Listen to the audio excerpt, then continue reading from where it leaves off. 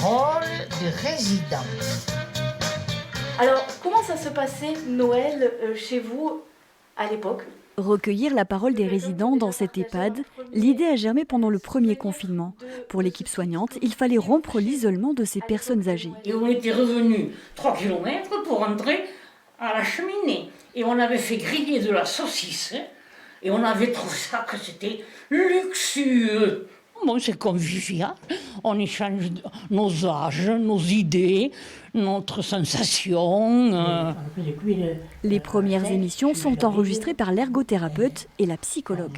La radio nous prêtait un micro, tout simplement enregistreur, et nous on s'occupait de réunir les résidents autour d'un thème et de les faire parler, de construire l'émission avec eux.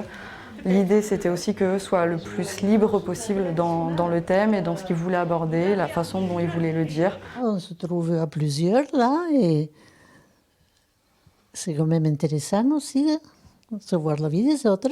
Voilà. Histoire de vie, souvenirs. L'émission s'est pérennisée. Elle est désormais diffusée une fois par mois sur la radio associative Air d'Otan. Le générique a tout dit, c'est l'heure de retrouver l'émission Parole de résident. C'est complètement... En fait, dans notre ligne directrice, radio associative, radio locale, de donner la parole à tous. Et puis aussi dans le fait de créer du réseau, de créer du lien entre différents acteurs d'un même territoire. Les voix et l'histoire de ces personnes âgées sont donc portées bien au-delà de l'EHPAD, sur les ondes de la radio associative. C'est la samba brésilienne, sans avoir l'air d'y toucher. Chacun de goûter les petits à côté du péché. Ploum, ploum.